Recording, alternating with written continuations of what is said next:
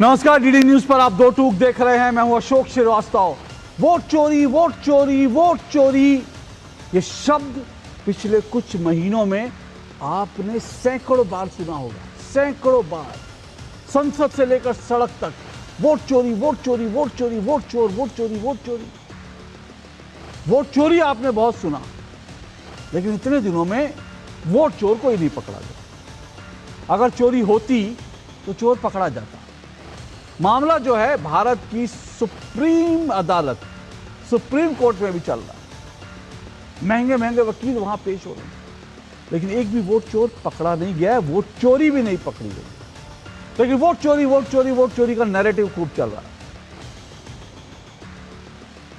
असली वोट चोरी क्या होती है वो आज हम आपको बताते हैं। हमने पहले भी आपको बताया है, लेकिन जो असली वोट चोरी होती है और जो असली वोट चोर होते हैं, क्या वो देश के सामने आ गए?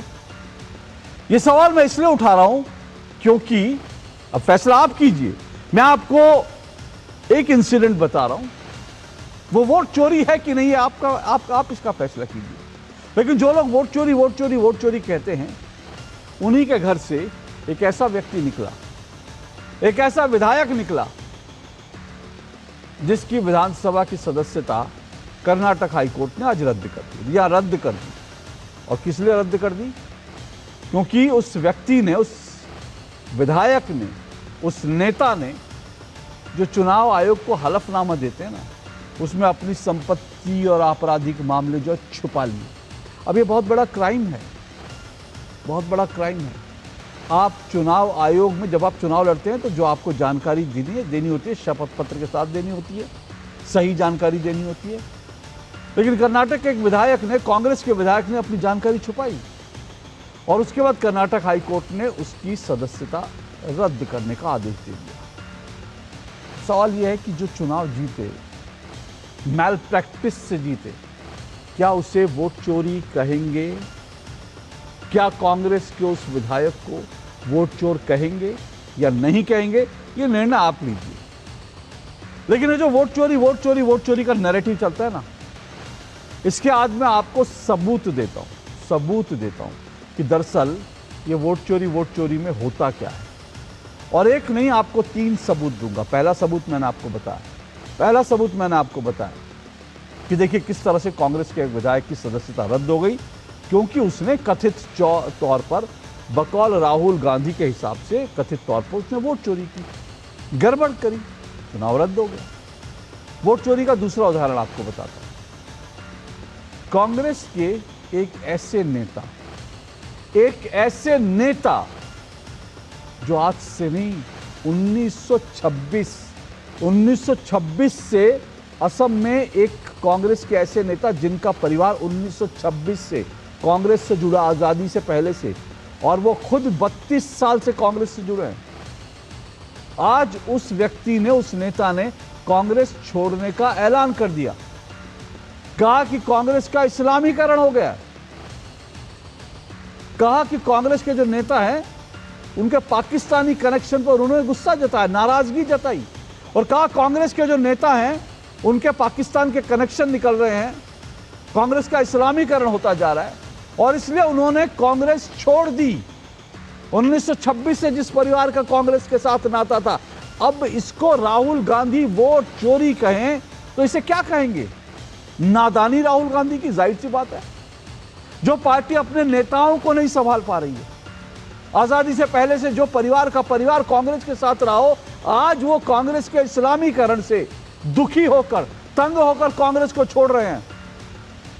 अब राहुल गांधी कहेंगे वोट चोरी, क्योंकि वो असम के नेता है। अब असम में इतना पुराना कांग्रेस का नेता, जमीन से जुड़ा नेता, जब पार्टी छोड़ देगा और उसका खामियाजा जब कांग्रेस को चुनाव में उठाना पड़ेगा, तो फिर राहुल गांधी कहेंगे वोट चोरी, वोट चोरी, वोट चोरी। अब आपको तीसरा सबूत बताता हूं। भारत की मिट्टी से जुड़ी, भारत की अस्मिता से जुड़ी हर चीज का आप विरोध करेंगे तो जनता उठाकर आपको कूड़ेदान में फेंक देगी, और फिर आप रोते रहिए वोट चोरी हो गया, वोट चोरी हो गया, वोट चोरी हो गया। तीसरा सबूत आपको बताता हूं। आज कांग्रेस के एक कद्दावर नेता ने कहा कि ये जो वंदे मातरम है ना, वंदे मातरम को, जो पूरा वंदे मातरम जिसके 2 स्टेंजा का को जोड़ करके, क्योंकि पहले वंदे मातरम को सेंसर कर दिया गया था, आजादी के मतवाले जो वंदे मातरम गाते थे उसको काट दिया गया था, ये कह के कि भाई ये तो कम्युनल है। अब उसको जब मोदी सरकार ने कहा कि नहीं अब वंदे मातरम पूरा होगा, उसके लिए गाइडलाइन आई, तो कांग्रेस के कद्दावर नेता ये कह रहे हैं कि भैया ये जो है ये सांप्रदायिकरण हो रहा है। अब सोचिए, वंदे मातरम में भारत माँ की बात करना, देवी की बात करना, ये सांप्रदायिकरण है अगर कांग्रेस के लिए, तो इस देश की जनता कांग्रेस को चुनाव में सबक सिखाती रही है, वैसे ही सिखाएगी। फिर आप कहेंगे वोट चोरी हो गई। तो ये जो इन दिनों उत्तर प्रदेश से लेकर पश्चिम बंगाल तक में ये जो चुनाव आयोग के खिलाफ गुस्सा दिख रहे हैं ना, कहा जा रहा है वोट चोरी का जो नैरेटिव चलाने की कोशिश हो रही है, मुझे लगता है टीएमसी और समाजवादी पार्टी को इससे सबक लेना चाहिए। अपना घर ठीक कर लीजिए, देश की मिट्टी से जुड़े मुद्दों पर आ जाइए, तो आपको वोट चोरी का फेक नैरेटिव चलाने की जरूरत नहीं पड़ेगी। लेकिन विपक्ष ऐसा करे तब तो, दिल है कि मानता नहीं, विपक्ष है कि जानता नहीं, विपक्ष है कि मानता नहीं। आज इसी पर चर्चा करेंगे, असली वोट चोरी और उस पर सीना जोड़ी। देखिएगा,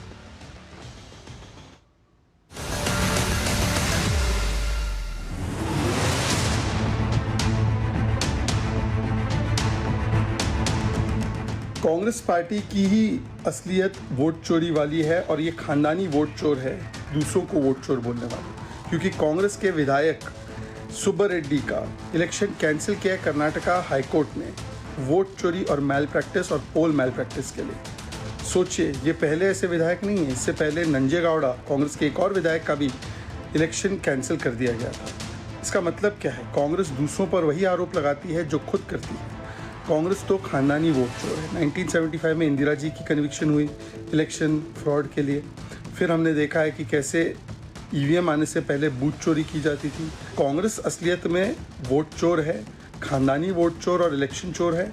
और आज जब वो आरोप लगाते हैं बिना तथ्य के, तो उनके आरोप कहीं टिक नहीं पाते। पर असलियत में वोट चोर कौन है वो सामने निकल कर आ गया। I joined Congress in 1994 when I was General Secretary in Dibrugarh University, and yesterday I resigned. Because main reason is humiliation. He is Chief Minister of the state. He publicly announced that he is a 100% Pakistani agent. Then CLP leader advised him, Debabhat Soikaji, that PCC, because CLP leader came to know from me that I have already requested the AICC to file a defamation, that we have discussed your complaint, your resignation letter with the Congress High Command, and we are convinced that you will never get chance to complain again in near future. Then I will withdraw my resignation. Mr. Rahul Gandhi has forgotten that I am a member of the party, and therefore I am a Gandhian, I am a Nehruvian, I am a Rajivian, but I am not a Rahulian.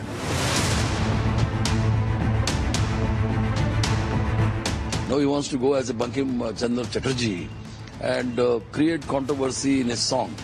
And actually Bankim Chandra Chatterjee wrote this song for the Anand Math novel, where it was a kind of a, at that point of time, it was a kind of a Bengal anthem rather than the national anthem, because it clearly says you can go through the 4th, 5th stanzas where it clearly koti koti, sapta koti, kanta kalaha kalaha. Then in this next stanza it says tuhi Devi, tuhi Mata. It purely for Bengal and the for particular religion. तो भारत की वंदना करते हैं, तू ही देवी तू ही माता कह दो, तो बंगाल एंथम है, नेशनल एंथम नहीं है, ये कांग्रेस के नेता कह रहे हैं। और उसके बाद जब जनता इन्हें सबक सिखाती है तो ये कहते हैं वोट चोरी हो रहा है। इसीलिए मैंने आज आपको 3 सबूत दिए, और ये 3 सबूत आपको असली वोट चोरी जो हो रही है उसकी वजह समझाने के लिए काफी है। चलिए आज इसी पर चर्चा करेंगे। 4 मेहमान मेरे साथ जुड़े हैं, आइए परिचय करवा दूं। शहजाद पूनावाला मेरे साथ जुड़े हैं, बीजेपी के राष्ट्रीय प्रवक्ता हैं शहजाद पूनावाला। तहसीन पूनावाला मेरे साथ जुड़े हैं, राजनीतिक विश्लेषक है तहसीन पूनावाला। डॉक्टर अखिलेश कटियार समाजवादी पार्टी के प्रवक्ता और रुद्र प्रताप सिंह राजनीतिक विश्लेषक। आप चारों मेहमानों का बहुत बहुत शुक्रिया और स्वागत। शहजाद पूनावाला, तहसीन पूनावाला दोनों को आमने सामने लाते हैं। 1.5 मिनट दोनों को दूंगा अपनी अपनी बात रखने के लिए। तहसीन पूनावाला जी, असली वोट चोरी पकड़ी गई क्या? बिल्कुल नहीं अशोक जी, सबसे पहले तो आपके साथ शो में शिरकत करने के लिए आपका शुक्रगुजार हूँ और आपको बहुत बहुत बधाई। देखिए, दो चीज़ है अशोक जी कि यहाँ पर जो आप आरोप लगा रहे वोट चोरी की, वोट चोरी नहीं, वो एक विधायक ने या एक कैंडिडेट ने अपनी ओर से कुछ इन्फॉर्मेशन नहीं डाला, कुछ बातों में कोर्ट ने उसका साथ दिया, कुछ बातों में कोर्ट ने उसका साथ नहीं दिया और अब दोबारा से चुनाव हो गए। वो वोट चोरी नहीं। वोट चोरी जिसका जिक्र इंडिया अलायंस कर रहा है वो एक सिस्टमैटिक ऑर्गेनाइजेशन, संगठन, संवैधानिक संस्था द्वारा किया जा रहा है, जिसके तहत कर्नाटक के अंदर एक घर के अंदर 80 लोग वोट करते हैं और घर के मालिक नहीं जानते ये 80 लोग कौन है। वोट चोरी वो होता है ये जहां पर आदित्य श्रीवास्तव नाम का एक व्यक्ति 2016 में, 2017 में उत्तर प्रदेश के चुनाव है, वो उसको उत्तर प्रदेश में नौकरी मिलती, फिर महाराष्ट्र के चुनाव के पहले मुंबई में मिलता, फिर उसको बेंगलोर में मिलता है, जहां जिस देश में नौकरियां नहीं मिलती उसको नौकरियां मिलती है, वहां जाकर वोट करता है। वो वोट चोरी सिस्टमैटिक है। बाकी जो भी आपने बातें लगाई, देखिए कुछ चीजें जिस पर कांग्रेस को भी और विपक्ष को सोचना होगा, लेकिन जिन महाशय को आप ले आए, मणिशंकर अय्यर जी, आज बंटी और बबली बाहर आकर वो राहुल जी पर अटैक कर रहे, तो ये जो लोग हैं, अगर ये सब कांग्रेस के बाहर जाते, इससे कांग्रेस का फायदा होगा, विपक्ष का फायदा होगा। जितने लोग बाहर जाएंगे उनको बीजेपी लेगी। जो बीजेपी कांग्रेस मुक्त भारत बनाना चाहती थी, आज कांग्रेस युक्त बीजेपी बना रही है, तो इससे कोई फर्क नहीं पड़ता। विपक्ष मजबूत है और विपक्ष आगे बढ़ता ही रहेगा। शहजाद जी 1 मिनट रुकिएगा, आपने बंटी बबली किसके लिए कहा? मणिशंकर अय्यर के लिए या फिर आपने नहीं, उनकी पत्नी ने कुछ नहीं कहा। भूपेन बोरा के लिए? नहीं, मैं और एक आज एक नया बंटी बबली कपल भी बाहर आए, वो भी अटैक कर रहे कांग्रेस को। नवजोत सिंह सिद्धू, उनकी पत्नी को आप कह रहे हैं बंटी बबली? मैं वही कह रहा हूँ, बंटी बबली, मणिशंकर अय्यर जी, इन सबको बाहर जाना चाहिए और बंटी बबली फिर बीजेपी को ही मुबारक हो, ले जाइए उनको वापस। अब देखिए, मणिशंकर अय्यर मैंने हमेशा कहा बीजेपी के सबसे बड़े कैंपेनर है। जो प्रियंका राहुल जी के इतने करीबी थे और वो बंटी बबली हो गए जैसी दामन छुड़ाया। कांग्रेस की गलती है कि वो पहचानते नहीं कि किसको। मणिशंकर अय्यर जी को कांग्रेस ने क्या नहीं दिया। 2009 में चुनाव हार गए थे, उनको मंत्री बनाया। कांग्रेस पहचानती नहीं, इसीलिए कांग्रेस पूरी तरह से आज बंटी बबलियों की पार्टी बन गई है। इसमें क्या करेंगे? नहीं, इसमें कसूर किसका है? कसूर कांग्रेस का? बंटी बबलियों की पार्टी बन गई है। शहजाद पूनावाला भाई, ये वोट चोरी थोड़ी है, वो तो सिस्टमेटिकली होती है जो आप लोग कर रहे हैं। ये तो एक इंसिडेंट है। अब ठीक है, किसी ने व्यक्तिगत रूप से कुछ गड़बड़ किया, आप इसको वोट चोरी कहकर अपने पूरे पाप छुपाने की कोशिश कर रहे हैं। देखिए, एक तो वोट चोरी, इंफॉर्मेशन चोरी, सच चोरी और फिर सीना चोरी, यही कांग्रेस की है फेक थ्योरी। आप देखिए, सुब्बा रेड्डी जी की कहानी हो या भूपेन बोरा, दोनों में संवैधानिक तत्व की चोरी मैं आपको बताता हूं। पहले तो कांग्रेस पार्टी का यह पहला केस नहीं है वोट चोरी का, सिस्टमैटिकली कर रहे हैं भाई। इंदिरा गांधी ने वोट चोरी की 75 में, 87 में जम्मू कश्मीर की इलेक्शन की चोरी हुई, ईवीएम आने से पहले बूथ चोरी होती थी, किस प्रकार से सोनिया गांधी का नाम इलेक्टोरल लिस्ट में आ गया, नागरिक नहीं बनी उससे पहले। तो ये तो सिस्टमैटिक खानदानी वोट चोरी है।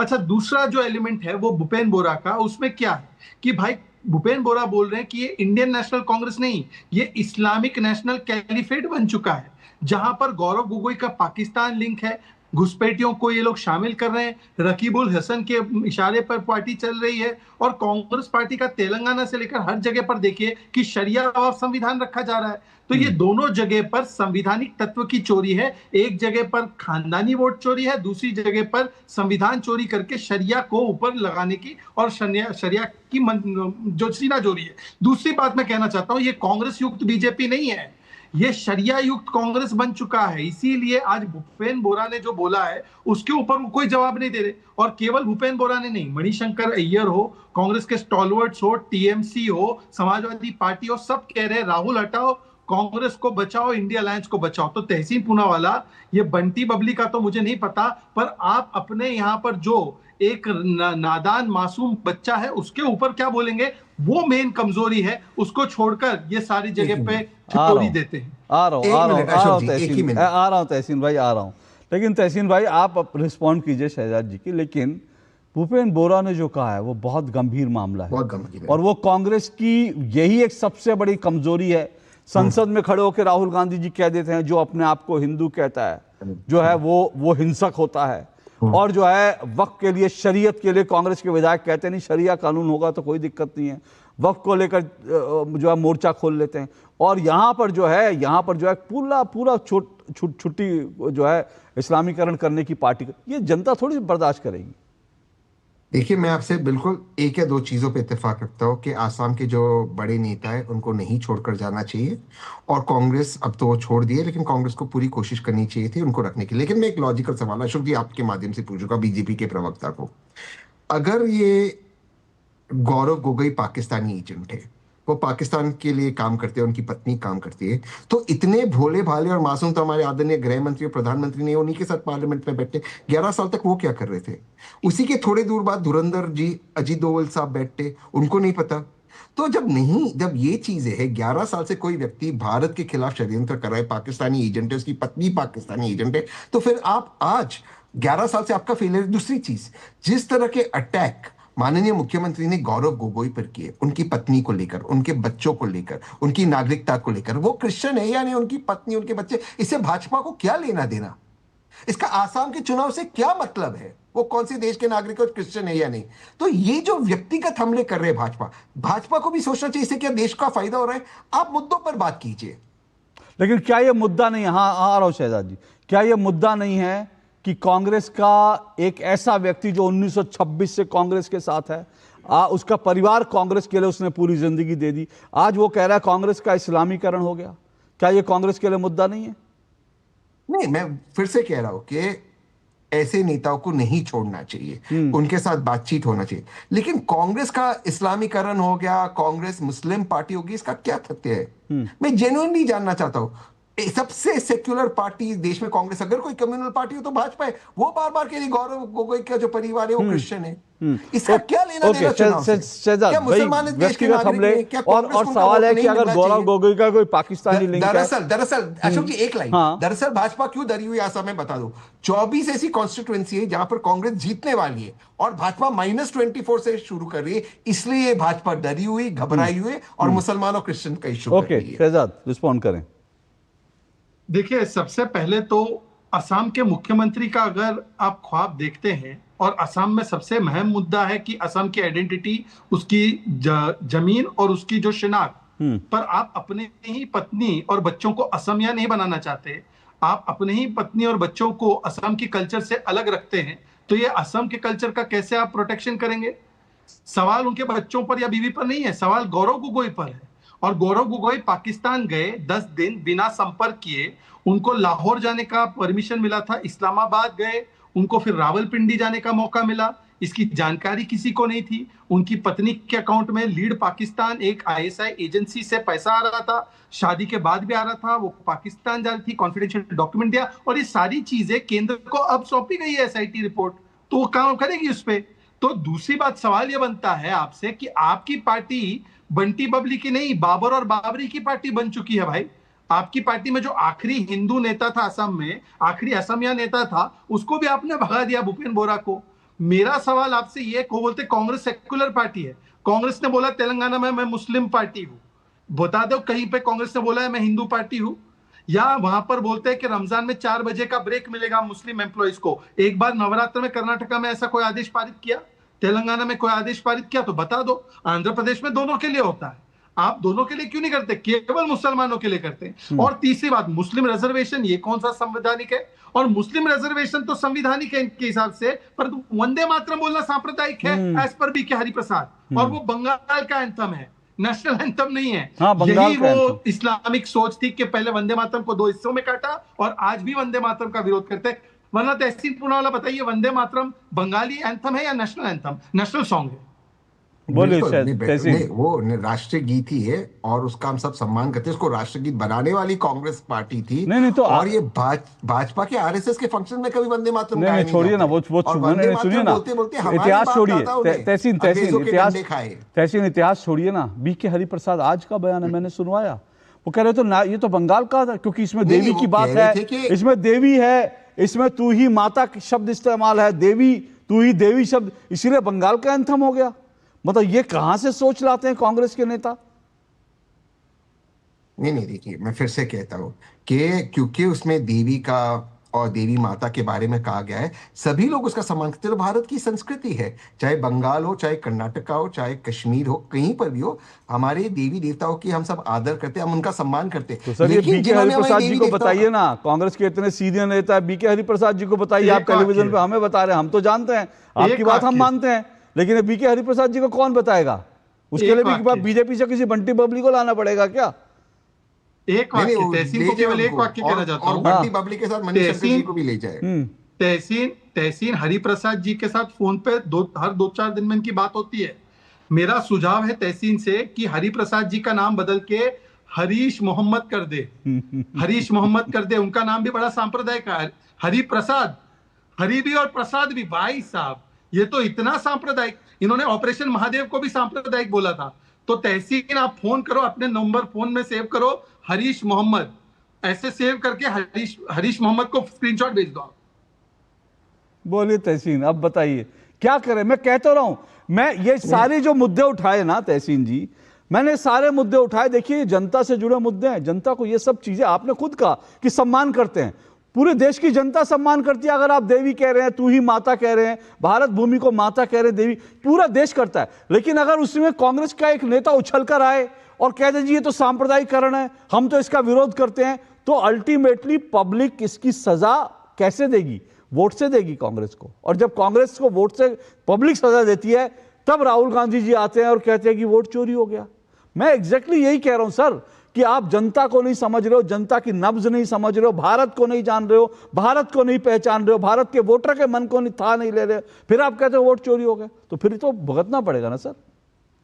नहीं देखो, एक और आप कहते हो कि देवी और माताओं का सम्मान होना चाहिए, और होना भी चाहिए, ये हमारी देश की संस्कृति।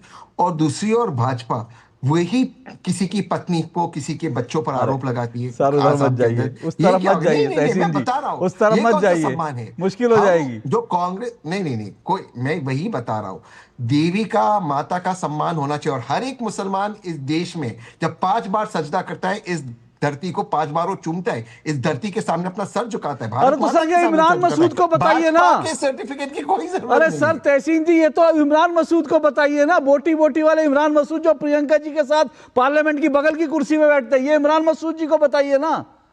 ये आप हमको बताते हैं टीवी पर, बड़ा अच्छा लगता है मुझे। तहसीन सुनिए, मुझे पावन धरती को, पाक धरती को सर तहसीन पूनावाला जी, तहसीन पूनावाला जी सुनिए, तहसीन पूनावाला जी, आपकी रग रग में भारत है, मैं इस पे कभी कंटेस्ट नहीं करता। आप भारत की भूमि से प्यार करते हैं, वंदे मातरम से प्यार करते हैं, राष्ट्रगीत से, राष्ट्रगान से, मुझे कतई इस पे कभी कंटेस्ट नहीं करना।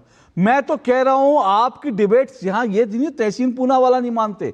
डिबेट ये है कि कांग्रेस के नेता खुलेआम नहीं मानते, कांग्रेस के नेता खुलेआम कहते नहीं वंदे मातरम क्यों गाना है, कांग्रेस के नेता खुलेआम कह रहे हैं सांप्रदायिकरण है। तो ये सर, ये कांग्रेस को समझाना है ना तहसीन जी, ये जिम्मेदारी आप लीजिए ना, हम आपके साथ खड़े रहेंगे। हम कहेंगे तहसीन पूनावाला जी, हम 2 टूक में आपको सार्वजनिक रूप से साधुवाद देंगे कि भैया कांग्रेस के ऐसे नेताओं को रास्ते पर ले आए। तहसीन जी, कांग्रेस के ही नेता और जो कांग्रेस के साथ जुड़े हुए वंदे मातरम बोलते बोलते अंग्रेजों के डंडे खाते खाते जेल में गए। इनको भाजपा से कुछ नहीं सीखना है, देश में किसी को भाजपा से कुछ नहीं सीखना है। सर बिल्कुल मत सीखिए, ये मुझे तहसीन जी बिल्कुल मत सीखिए, बिल्कुल नहीं नहीं, एक मिनट शहजाद जी, एक मिनट तहसीन जी बिल्कुल मत सीखिए, बीजेपी से बिल्कुल मत सीखिए। लेकिन मैं कह रहा हूं कि तहसीन पूनावाला से इमरान मसूद तो सीख लें, तहसीन पूनावाला से बीके हरिप्रसाद सीख लें, छोड़ दीजिए बीजेपी से नहीं सीखना, लेकिन तहसीन पूनावाला से सीख ले कम से कम। शहजाद बोलिए। नहीं देखिए, जैसे भूपेन बोरा कांग्रेस के आखिरी हिंदू नेता थे असम में, तहसीन कांग्रेस के आखिरी हिंदू सपोर्टर है टीवी पे। इनके बाद कोई हिंदू सपोर्टर बचा नहीं है इनके पास, तहसीन आखिरी है। तो वो एक भी चले जाएंगे तो डिबेट बंद हो जाएगी। सुनिए, ऐसा है कि हुसैन दलवाई है, हुसैन दलवाई बोलते हैं मुसलमानों को टारगेट करने के लिए वंदे मातरम बुलवा रहे। अब बताइए, तहसीन पूनावाला यहाँ पे बोल रहे हैं मुसलमान सजदा कर रहा है, चूम रहा है, धरती चूम रहा है, यहाँ पे बोल रहे हैं मुसलमान टारगेट हो रहा है। तो तहसीन पूनावाला की बात कांग्रेस में जितने, एक भी हिंदू तो बचा नहीं सपोर्टर उनका, वो कौन सुन रहा है? तहसीन पूनावाला की बात कोई नहीं सुन रहा। यही दिक्कत है, मैं बार यही कह रहा हूँ, यही दिक्कत है। मैं आता हूँ अखिलेश कटियार जी। देखिए अखिलेश कटियार जी, जब तक इन सब चीजों को, ये सब चीजें ना जनता की धड़कनों से जुड़ी मुद्दे हैं ये सारे। मैं ऐसे नहीं उठा रहा हूं ये। आप वंदे मातरम पर ऐसी थोड़ी वंदे मातरम गाकर लोग जो है भारत में, अब आप उस डिबेट पे मत जाइए किसने गाया किसने नहीं। मैं तो आज की बात कर रहा हूं ना। आज भी वंदे मातरम को लेकर रोंगटे खड़े हो जाते हैं। अब वंदे मातरम का विरोध करेंगे आप, ठीक है, अपने नेताओं, अपने घर को आप दुरुस्त नहीं कर पाएंगे, तो फिर उसके बाद में वोट चोरी चिल्लाएंगे तो कैसे चलेगा सर? नहीं, जनता के धड़कनों से यही तो जुड़ा रह गया है, अब कहाँ कुछ और जुड़ा है अशोक साहब। जो जनता के धड़कनों से जुड़ा है उस पर तो बात कितनी होती है। तो ये बात ठीक है, ये जो सदस्यता भंग होने की जो बात है उसमें कुछ पेपर वर्क में हुआ है जो हम देख रहे हैं जानकारी मिलने के बाद।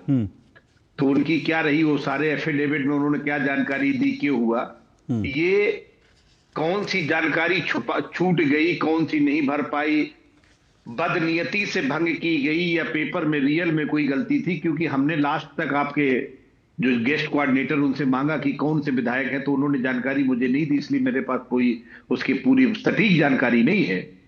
और दूसरी बात, जो दल के नेता पार्टी छोड़ के जाने का जो विषय है, चाहे यशवंत सिन्हा हो, चाहे शत्रुघ्न सिन्हा हो, और बहुत सारे नेता हैं जो इस दल से उस दल में, अशोक साहब उस दल से इस दल में जाते हैं, कोई विचारधारा से सहमत होता है, कोई असहमत भी हो जाता है, तो ये दल के अंदर चलता रहता है। ये कोई बहुत बड़ा विषय तो नहीं है मुझे लगता है।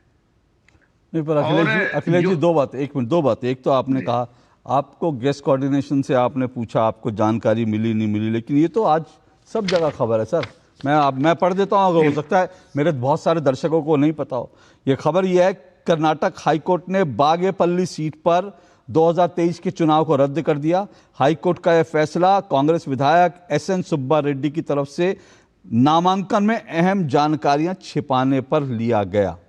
अहम जानकारी है, जरा वो भी बता दीजिए। हाँ, अहम जानकारियां उनकी संपत्ति के उन्होंने छुपाया, उन्होंने आपराधिक मामले छुपाए, ये अहम जानकारी, अपनी संपत्ति और अपनी आपराधिक। एक बात, और अगर बोलिए अगर इस तरीके की कोई जानकारी उन्होंने अगर अपने आपराधिक मुकदमों से संबंधित कोई जानकारी छुपाई या अपने संपत्ति को लेके, तो निश्चित तौर पर कार्रवाई होनी चाहिए। हम इस कार्रवाई का समर्थन करते हैं, क्योंकि जो कोर्ट की गाइडलाइन है उससे हटके अगर जो बातचीत है, जो इलेक्शन कमीशन की जो गाइडलाइन है, हम सब उसका समर्थन करते हैं, क्योंकि हम भारत के संविधान का समर्थन करते हैं। लेकिन जो दिल से जुड़े हुए विषय हैं इस देश में, हाहाकार मचा है साहब चारों तरफ, जब से किसानों के मुद्दे आए हैं और जो अमेरिका से कौन कौन सी फाइलें आ रही है जा रही है, जनता के धड़कनों से बहुत कुछ जुड़ा है अशोक साहब। आप बताइए ना सर, समझ नहीं आ रहा है। आप बताइए ना, जनता से जुड़े मुद्दे कौन से, धड़कनों से जुड़े मुद्दे हैं, कौन सी डील का डिटेल आपके पास है, आप बताइए ना। शहजाद जी से मैं जवाब मांगूंगा, अगर आपके पास डील का कोई डिटेल है तो जरूर बताइए। नहीं, हम उस पे भी, मैं तो आज आपने क्योंकि जिन दो मुद्दों पे बात की है, आपने विषय ये रखा है, तो हम उसी विषय पे बात करते हैं कि देश के धड़कनों से बहुत कुछ जुड़ा हुआ है जनता से। धन्यवाद। हाँ, देश की धड़कनों से जुड़ा, मैंने फिर से कहा, और देश की धड़कन तो ठीक है, चलिए, मैं तो कहता हूं कांग्रेस की धड़कनों से जुड़ा मुद्दा कांग्रेस उसको नहीं छोड़ रही। देश की क्या ये भूपेंद्र बोरा, क्या जो व्यक्ति जिसका परिवार 1926 से कांग्रेस से जुड़ा रहा हो, क्या उसकी धड़कनें, जिसके पूरे परिवार की धड़कनें कांग्रेस के लिए धड़कती हो, आज वो ये कह करके कांग्रेस छोड़ रहा है कि कांग्रेस का इस्लामीकरण हो गया है, कांग्रेस के नेता पाकिस्तान परस्त हो गए, तो फिर कांग्रेस अपनी धड़कन तो सुनेगी। अशोक साहब, मैं बिल्कुल सहमत हूं, वो उनके बयान को भी मैंने सुना, और इस तरीके से अगर आप किसी संगठन की विचारधारा से सहमत हो सकते हैं तो उनके दूसरे रास्ते हैं। यशवंत सिन्हा साहब खाटी भाजपाई रहे और उन्होंने सरकार की आर्थिक नीतियों का आलोचना की। नहीं सर, यशवंत सिन्हा जी खाटी भाजपाई कैसे रहे? वो किस पार्टी से बीजेपी में आए थे? अरे बताइए ना सर। वो खाटी यशवंत सिन्हा खाटी समाजवादी थे, ठीक है, लेकिन बहुत लंबा समय वाजपेयी साहब से लेके आज के जो भारतीय जनता पार्टी, अरुण शौरी साहब रहे, सुब्रमण्यम स्वामी जी हैं, बहुत सारे लोग हैं जो अलग इस दल में है और इस दल के विचार से असहमत हो सकते हैं, उनको क्रिटिसाइज करते हैं। हमारे लोकतंत्र की खूबसूरती है कि हम अगर किसी के साथ रहते हैं तो असहमति अगर होती है तो हम जताते भी हैं। ओके, शहजाद पूनावाला रिस्पॉन्ड कीजिए। नहीं, देखिए, एक तो दोनों कांग्रेस और समाजवादी पार्टी की धड़कन एक ही वोट बैंक के साथ धड़कती है, तो इसीलिए वंदे मातरम के सवाल पर तो गोल कर गए। अखिलेश जी, ये बताइए ना कि आपकी धड़कनें देश के साथ है या देश के खिलाफ है? क्योंकि धड़कनें साथ में होती तो अबू आजमी ये नहीं बोलते वंदे मातरम मेरे मजहब के खिलाफ है। अब बताओ मुझे कि मजहब के खिलाफ वंदे मातरम कैसे हो गया? सुनिए ना, एक मिनट की बात पूरी हो जाए, रिस्पॉन्ड करने का मौका देता हूं। जी प्लीज बोलिए। वंदे मातरम में तो कोई पूजा अर्चना नहीं होती, कोई नमाज की पद्धति तो नहीं है। वो वंदे मातरम देश को नमन करना है, तो देश को नमन करने में धर्म कैसे आड़े आता है? और अबू आजमी आपके महाराष्ट्र के अध्यक्ष है, तो पॉइंट नंबर 1, क्या अबू आजमी सही है या आप वंदे मातरम का विरोध करते हैं? सही बात, पहली बात। दूसरी बात, अभी भूपेन बोरा पे कितना लंबा चौड़ा बोला, इनको बोलिए अशोक जी, एक नसीमुद्दीन सिद्दीकी कांग्रेस में थे और वो अभी समाजवादी पार्टी ने ले लिया, तो वो ठीक था ना? वो तो ठीक था ना, समाजवादी पार्टी में ले लिया आपने नसीमुद्दीन सिद्दीकी कांग्रेस से चोरी करके, वो ठीक था ना? वो एकदम बिल्कुल सही थी। और अगर भूपेन बोरा अगर अपनी लेजिटिमेट कंसर्न बताए कि पाकिस्तान के दलाल बन चुके गौरव गोगोई और वहां पे घुसपैठिया बचाव हो रहा है, तो वहां पर भूपेन बोरा जो है वो उनको नहीं करना चाहिए था। ये मतलब डबल स्टैंडर्ड कहां से खरीद के लाते हैं आप?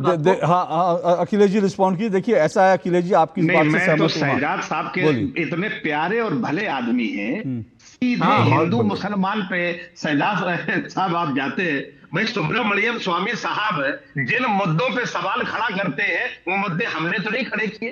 अरुण शौरी साहब जिन्होंने भारतीय जनता पार्टी के बनाने में यहां तक लेके कितना बड़ा योगदान था, लेकिन आपकी नीतियों की क्रिटिसाइज करते हैं।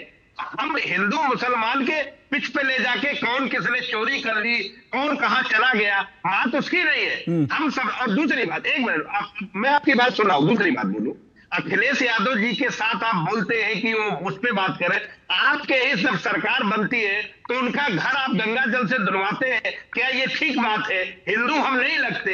एक कोई दलित पिछड़े समाज का कोई कथा वाचन करने जाता है, उसके साथ जो व्यवहार यूपी में होता है, दलित समाज के दूल्हे को घोड़े से उतार के आगरा में जो घटनाएं होती है, जब दलित समाज और पिछड़ों के हितों की बात आती है तो उन्हें हिंदू के कोटे से क्यों बाहर कर दिया जाता है? ओके, शहजाद जी रिस्पॉन्ड कीजिए, मुझे ब्रेक लेना है। देखिए, जब भी समाजवादी पार्टी अनुसूचित जाति जनजाति समाज के बारे में बोलती है तो मैं बोलता हूं मोदी है तो मुमकिन है। इनके नेता आजम खान ने आंबेडकर जी को भूमाफिया बोला था और 9 जिले थे उत्तर प्रदेश में जो अनुसूचित जाति जनजाति के नेताओं के नाम पर थे, उसको बदलने का महापाप अखिलेश जी ने किया था। पर आज वही नेता जिन्होंने एससी के लिए रिजर्वेशन प्रमोशन रोका, वो एससी एससी कर रहे हैं। हालांकि जब एससी बेटी के साथ अन्याय होता है और नवाब यादव करता है तो नवाब यादव के बचाव में आ जाते, छोड़ देते उस बात को। दूसरी बात जी, अखिलेश जी, मैं तो आपसे पूछना चाहता हूं कि सुब्रमण्यम स्वामी का बार बार आप कोट करते हैं। सुब्रमण्यम स्वामी के लिए आज तक किसी भाजपा के नेता ने कोई अपशब्द नहीं बोले, हालांकि उन्होंने जो बोला। पर मणिशंकर अय्यर तो परिवार के प्रथम परिवार के सबसे बड़े चाटुकार और दरबारी, और एक दिन उन्होंने बोल दिया कि मैं राहुलियन नहीं हूं, नेहरूवियन हूं, तो उनके लिए बोल दिया कि ये मणिशंकर अय्यर जो है ये तो पार्टी से बाहर है। यही तो मैं बता रहा हूं, सहिष्णुता किधर है? पर मेरा आखिरी सवाल है अखिलेश जी, बताइए एक बार फिर से कि वंदे मातरम पर आप सही है या अबू आजमी सही है? लेकिन आपने गंगा जल की बात पे शहजाद साहब कुछ नहीं बोले कि जो अखिलेश यादव को बताइए ना, थोड़ा सा तो बताइए कि ये गंगा जल से धोना। चलिए मुझे एक ब्रेक लेना है। ब्रेक के बाद शहजाद पूनावाला गंगा जल वाला के जवाब देंगे। एक मिनट अखिलेश जी एक मिनट, एक ब्रेक ले रहा हूं। ब्रेक के बाद शहजाद पूनावाला गंगा जल वाली बात का जवाब देंगे और आप इस बात का जवाब देंगे कि वंदे मातरम पर कौन सही है, क्या वो आदमी सही है या फिर क्या है, आप किसके साथ हैं? मैं आऊंगा इस पर। लेकिन एक बात और मैं यहां पर कहूंगा, देखिए पॉलिटिकल पार्टियों में पाला बदल होती है, इसमें कोई दो राय नहीं, लेकिन सबसे बड़ी बात है, देखिए भूपेन बोरा ने जो कुछ कहा है वो कांग्रेस के लिए बहुत खतरे की घंटी है, और जो उन्होंने कहा है उस पर अगर कांग्रेस विचार नहीं करेगी तो ये बहुत खतरनाक होगा। और फिर वो अकेले नहीं है, जो उन्होंने बोला मैं उसको जोड़ रहा हूं, सईदा हमीद से जोड़ रहा हूं। सईदा हमीद कौन है? वो कांग्रेस में सोनिया गांधी की करीबी हैं, और सईदा हमीद ने इसी असम में जाकर बोला था कि भाई असम की धरती है, ये तो पूरे अल्लाह की धरती है, यहां अगर कोई बांग्लादेशी आ जाता है तो क्या फर्क पड़ता है, इंसानियत के नाते उसको भी रहने का अधिकार है। तो आप सोचिए कि आप किस तरह से असमीज कल्चर को खत्म करने पर आमादा हैं। और अगर ये मुद्दा कांग्रेस का ही एक नेता उठाता है और कांग्रेस उसको मना नहीं पाती, तो फिर इसका मतलब गड़बड़ कांग्रेस में है। विचार कीजिएगा। आ रहा हूं इस ब्रेक के बाद।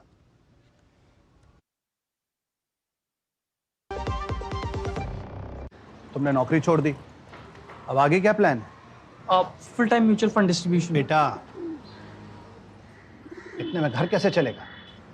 पापा, मेरे पास 150 क्लाइंट्स ऑलरेडी हैं और नए क्लाइंट्स मिलते रहते हैं। अब नौकरी छोड़कर full time mutual fund distributor ही बनूंगा। आप भी मेरी तरह म्यूचुअल फंड डिस्ट्रीब्यूटर बन सकते हैं। जानिए कैसे? mfdkareshuru.com पर। तो करे शुरू। जब मनु अंकल अपनी स्कूटर बेचने निकले तो सोचा मैं भी गुड लक दे दूं। बोले अरे वाह, ये तो गुड लक हो गया। पर गुप्ता अंकल के बेटी ने सब गड़बड़ कर दिया। सॉरी अंकल, गलती से रिवर्स लग गया। कोई बात नहीं, हर साल मोटर इंश्योरेंस रिन्यू कराता हूँ, मरम्मत कवर हो जाएगी। अच्छा किया इंश्योरेंस लिया। मेरी पसंद, मेरी पसंद, मेरी पसंद, मेरी पसंद, हमारी पसंद, हम सबकी पसंद। मजबूत देश का मजबूत सरिया हो गया स्टील। व्यक्तिगत जानकारी के लिए ऑनलाइन अनुरोधों से रहें सावधान। कुछ भी जानकारी देने से पहले जरूर सोचें।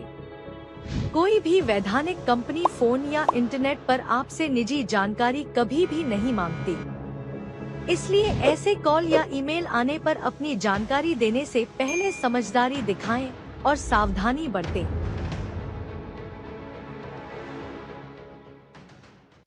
Video call. मैं सीनियर इंस्पेक्टर काली पहाड़ी चौकी से। यस, आपके पार्सल में ड्रग्स मिले हैं। ड्रग? मैंने आपको अरेस्ट किया जाता है। यदि बचना चाहते हो तो 2 लाख रुपए। ये फोन पे कौन अरेस्ट करता है? तुम। पुलिस नहीं है और हम बोगा, मतलब मूर्ख नहीं है। यूपीआई कहता है अगर कोई नकली पुलिस बन के आपको भी कॉल करे और डराए तो कहो मैं मूर्ख नहीं।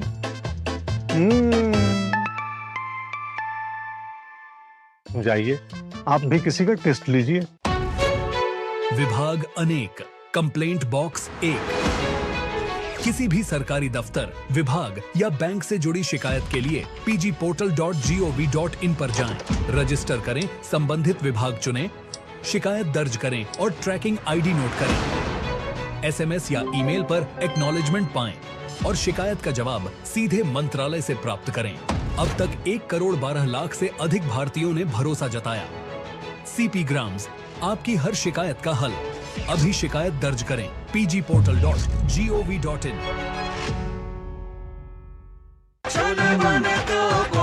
गोल्डी छोले मसाले, जहाँ जाए रिश्ते बनाए। गोल्डी लाए हैं फ्रेश लॉक टेक्नोलॉजी, जो रखे मसालों को हर समय फ्रेश।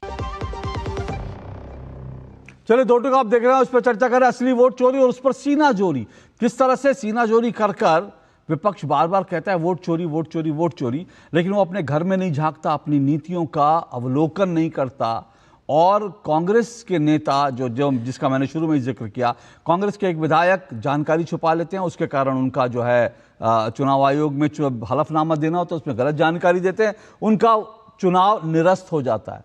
दूसरी तरफ कांग्रेस के नेता लगातार पार्टी छोड़ रहे हैं। मणिशंकर अय्यर जैसे नेता को आकर जो है कांग्रेस के वर्तमान नेतृत्व को गरियाते हुए लोग देख रहे हैं। और तीसरी तरफ वंदे मातरम को लेकर जिस तरह का खुलेआम विरोध किया जा रहा है, कांग्रेस के बड़े नेता विरोध कर रहे हैं। वंदे मातरम में देवी की बात, माता की बात करने पर कह रहे हैं इसका सांप्रदायिक रूप है। अब इस सब को लेकर आप क्या करेंगे? ये सब जब आप करेंगे तो जनता आपको सबक सिखाएगी, और सबक सिखाएगी तो आप कहेंगे वोट चोरी हो गया। आखिर कांग्रेस समझने के लिए तैयार क्यों नहीं? इन सब पे चर्चा करें। 4 मेहमान जुड़े हैं, शहजाद पूनावाला, तहसीन पूनावाला, अखिलेश कटियार, रुद्र प्रताप सिंह। शहजाद, आप रिस्पॉन्ड कीजिए, फिर उसके बाद मैं अखिलेश जी से जवाब लूंगा वंदे मातरम पर, और उसके बाद मैं तहसीन और रुद्र प्रताप जी के पास जाऊंगा। बोलिए शहजाद। अशोक जी, मैंने कई वर्षों से ये खोजने की कोशिश की है कि जो अखिलेश यादव जी की पार्टी आरोप लगाती है कि गंगा जल से साफ किया मुख्यमंत्री के निवास को, इसका कोई एक फोटो या एविडेंस ये पेश करे। 2017 की घटना ये बता रहे, आज तक तो नहीं आया, और अखिलेश जी आपके शो में प्रेजेंट कर लेंगे एविडेंस कि ऐसा किया गया कि नहीं। पर अखिलेश यादव ने जरूर बोला कि मैं यूपी की कैबिनेट को और यूपी सीएम के घर को गंगा जल से, और वो भी फायर इंजन से गंगा जल से धोकर वापस आऊंगा 2022 में। ये देखिए, ये उनका स्टेटमेंट है। अखिलेश यादव का इंग्लिश का स्टेटमेंट है, will use fire brigade and spray Gangajal on CM residence in 2022। Akhilesh Yadav takes a dig at Adityanath Yogi. Akhilesh ji ने ये स्टेटमेंट दिया है। अब मैं पूछना चाहता हूं, मैंने तो आपको स्टेटमेंट दिखाया प्रॉपर कि अखिलेश जी ने क्या लिखा है। आप एक फोटोग्राफ दिखा दो कि ये गंगाजल इसलिए इस्तेमाल किया गया क्योंकि इसमें कोई जातिगत एंगल था, परंतु ये केवल वंदे मातरम के सवाल से बचने के लिए देखना, वंदे मातरम पर ये अबू आजमी पर एक स्टैंड नहीं ले पाए। बोले अखिलेश जी। अखिलेश जी, अखिलेश जी फ्रीज हो गए क्या? ऐसा भी तो सवाल नहीं था, ऐसा भी सवाल नहीं था कि इस पे फ्रीज हो जाए। खैर मैं आता हूं। रुद्र प्रताप सिंह, क्या कांग्रेस के अंदर, मतलब मैं कह रहा हूं ये भूपेंद्र बोरा का जाना एक बहुत बड़ा झटका, सदमा है। और कांग्रेस जो खबरें आ रही है वो ये कि कांग्रेस ने उन्होंने मनाने की भी कोशिश की, उन्होंने इस्तीफा दे दिया, कांग्रेस की ओर से संपर्क किया गया, बोले ना जाओ तुस्सी ना जाओ, लेकिन तुस्सी अस्सी करके वो चले गए, इस्तीफा दे दिया। 22 तारीख को शायद वो बीजेपी ज्वाइन कर रहे, सवाल ही नहीं बीजेपी ज्वाइन करेंगे नहीं करेंगे। उन्होंने जो आरोप लगाया बहुत गंभीर आरोप है, और कांग्रेस अगर यहां पर भी इस लेवल पर आकर भी आत्मचिंतन आत्ममंथन कांग्रेस का नेतृत्व नहीं करता, तो फिर उसके बाद वोट चोरी जैसे इल्जाम आप लगाते रहेंगे। अशोक जी नमस्कार। देखिए अशोक जी, सबसे महत्वपूर्ण चीज क्या होती है, राजनीति 3 चीजों पे चलती है। एक तो मुद्दा होता है, दूसरा नेता होता है, तीसरा नेतृत्व होता है। तीनों का जब कॉम्बिनेशन बनता है तभी राजनीति आगे बढ़ती है। कांग्रेस में तीनों चीज मिसिंग हो गया है। पहले तो नेता कौन है ये कंफ्यूजन हो जाता है कि राहुल जी रहेंगे, प्रियंका जी रहेंगे, कौन किसके पास जाएगा, किसके पाले में है। दूसरा मुद्दा किस पे चुनाव में हम जा रहे हैं, क्योंकि आप देख रहे हैं कि पिछले 4-5 सालों में कांग्रेस इस बात को लेकर कंफ्यूज है कि किस मुद्दे को हम बनाएं और विपक्ष बीजेपी सरकार को उस पर हम घेर लें।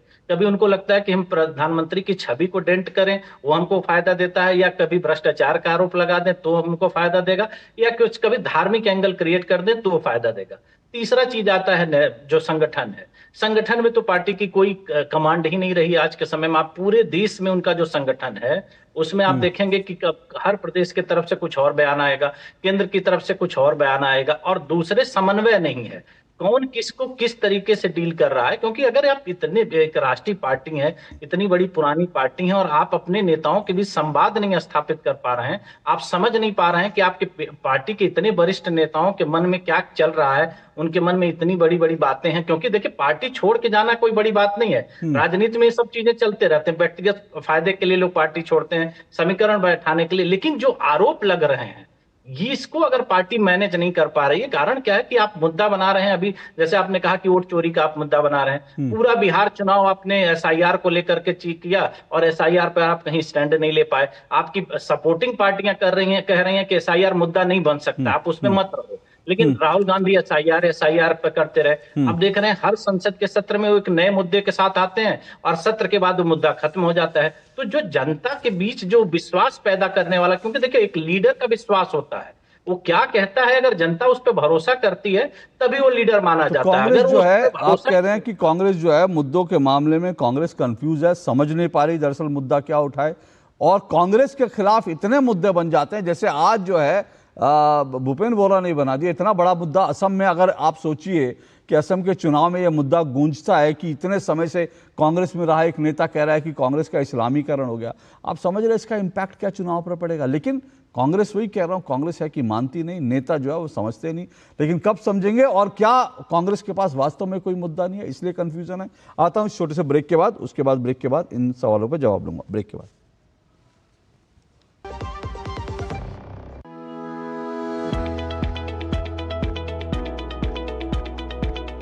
प्रधानमंत्री श्री नरेंद्र मोदी के नेतृत्व में प्रदूषण रहित देवी बसों के जरिए राजधानी के हर कोने तक पहुंच बढ़ाने में जुटी है दिल्ली की रेखा गुप्ता सरकार। दिल्ली का हर सपना होगा साकार। 3400 ईवी बसें हम दिल्ली की परिवहन व्यवस्था में जोड़ चुके हैं। इलेक्ट्रिक बसें बढ़ा रही है अंतिम मील कनेक्टिविटी। महिलाओं के लिए पिंक सीटें होती हैं आरक्षित। पैनिक बटन और सीसीटीवी कैमरों से यात्रा होती है सुरक्षित। अच्छी है बस भी, बस की क्वालिटी सब कुछ अच्छा है। देवी बसें की सर्विस भी बहुत बढ़िया है, सही सफर कर लेता हूँ मैं। पूरा होगा आसान सफर का वादा, प्रदूषण कम करने का इरादा।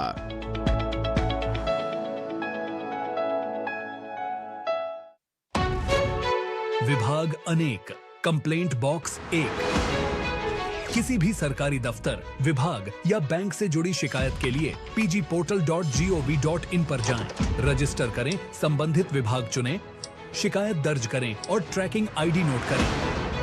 एसएमएस या ईमेल पर एक्नॉलेजमेंट पाएं और शिकायत का जवाब सीधे मंत्रालय से प्राप्त करें। अब तक 1 करोड़ 12 लाख से अधिक भारतीयों ने भरोसा जताया। सीपी ग्राम्स, आपकी हर शिकायत का हल। अभी शिकायत दर्ज करें pgportal.gov.in। हरदम तैयार है, बिल्कुल तैयार है, हरदम तैयार है, बिल्कुल तैयार है, जी जाने से तैयार है, इसीलिए तो हम लहरों के पहरेदार हैं। जय भारती, जय भारती, हम हैं नौसेना, हम हैं भारत के सारथी। जय भारती, जय भारती, हम हैं नौसेना, हम हैं भारत के सारथी, सारथी, सारथी।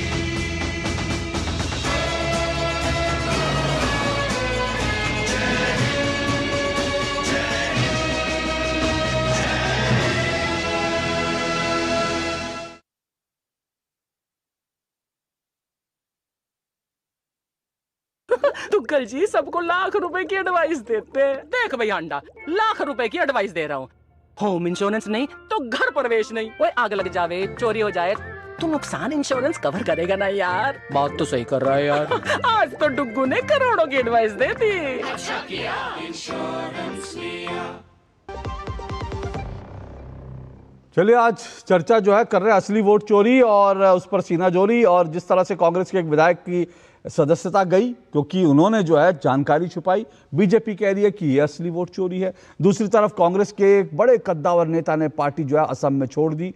32 साल से कांग्रेस में थे, पूर्व पीसीसी अध्यक्ष थे, उन्होंने पार्टी छोड़ दी। और वंदे मातरम का जैसे विरोध भी के हरिप्रसाद ने आज वंदे मातरम के 2 पैराग्राफ को लेकर जो विरोध जताया है, उन सब पर चर्चा कर रहे हैं।